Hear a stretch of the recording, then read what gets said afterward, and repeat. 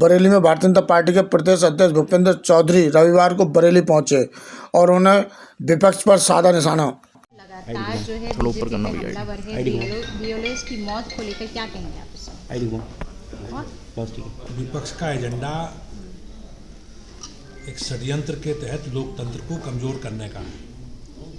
SIR एक संवैधानिक प्रक्रिया है और भारत निर्वाचन आयोग उस प्रक्रिया को पूरा करा रहा है।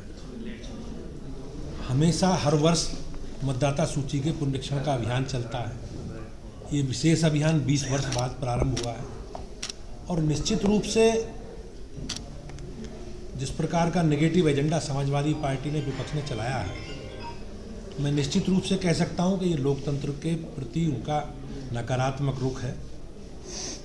आपने देखा होगा बिहार में जिस प्रकार से एसआईआर की प्रक्रिया समाप्त हुई और अंतिम फाइनल ड्राफ्ट प्रकाशित हुआ तो किसी ने उस पर कोई आपत्ति नहीं दी।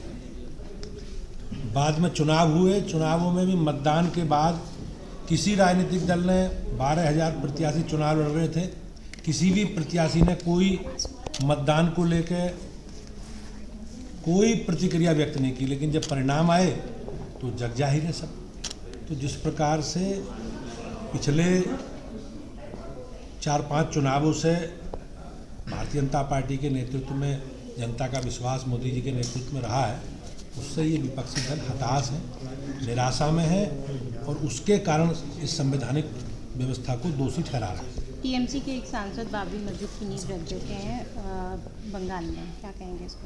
किस तरह से माहौल बनाने की कोशिश है? निश्चित रूप से इस प्रकार की घटना से हमारे देश का जो माहौल है, अमन चैन है, कहीं ना कहीं प्रभावित होगा और निश्चित रूप से मैं कह सकता हूं कि वहां की राज्य सरकार को इस पर जरूर ध्यान देना चाहिए।